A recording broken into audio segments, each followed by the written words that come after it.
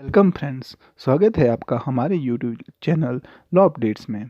तो आज हम बात करेंगे section 498 A of Indian penal code. तो आज हम जानेंगे meaning of cruelty, married women के against cruelty, object of cruelty के बारे में। तो फ्रेंड्स, वीडियो को स्टार्ट करने से पहले अगर आपने हमारे यूट्यूब चैनल को सब्सक्राइब नहीं किया है तो सब्सक्राइब कर लें और साथ में बेल आइकन को भी प्रेस कर दें ताकि नई अपडेट्स आपको मिलती रहे। सबसे पहले हम जान लेते हैं मीनिंग क्या है क्रुएलिटी का। Cruelty means such behaviour which causes physical और mental harm to another person. Means कि ऐसा बर्ताव जिससे किसी पर्सन को इंजरी हो फिजिकली और मेंटली।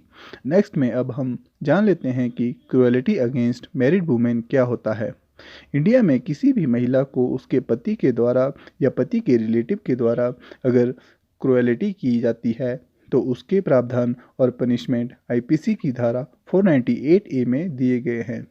तो फ्रेंड्स, नेक्स्ट हम बात करेंगे कि आईपीसी में 498 ए को कब जोड़ा गया और इसे इंडियन पेनल कोड में ऐड करने का मेन उद्देश्य क्या था। सबसे पहले इस सेक्शन 498 ए को 1983 में आईपीसी में इंट्रोड्यूस करवाया गया।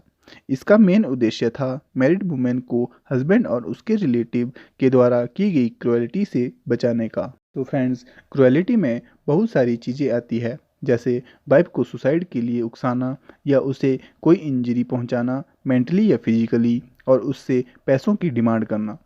तो इसमें वो वाइफ पुलिस स्टेशन में जाकर आपके या आपके रिलेटिव के अगेंस्ट 498 ए के तहत मुकदमा दर्ज करवा सकती है।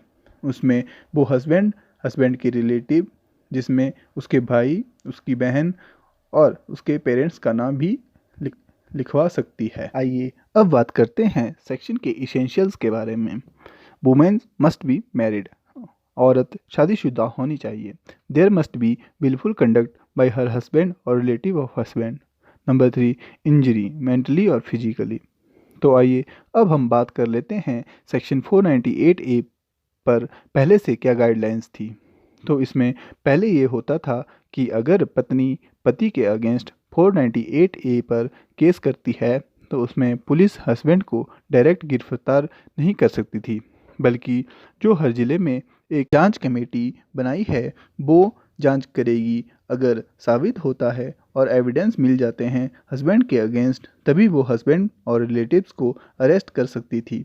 पर अब सुप्रीम कोर्ट की नई गाइडलाइंस के अकॉर्डिंग अगर अब वाइफ हस्बैंड के अगेंस्ट 498 ए केस करती है तो पुलिस उसे डायरेक्ट अरेस्ट कर सकती है। मतलब सुप्रीम कोर्ट ने अब पुलिस वालों की जो पावर रिवोक की थी वो फिर से वापस कर दी है, रिस्टोर कर दी है।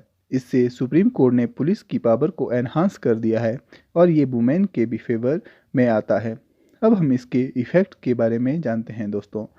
सबसे बड़ा इफ़ेक्ट ये होगा कि आपको एकदम से गिरफ्तार कर दिया जाएगा अगर आपकी पत्नी आप पर 498 ए का केस करती है। इससे रिश्वतखोरी भी बढ़ेगी।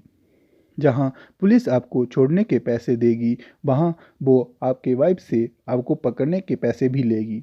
अब होगा ये कि अगर आप अपनी पत्नी के साथ क्रुएलिटी करते हैं तो आपको सज़ा ज़रूर होगी। और एक सर्वे के अनुसार जितने भी केसेस 498 ए के अंडर रजिस्टर होते हैं उसमें 80% केसेस फेक होते हैं।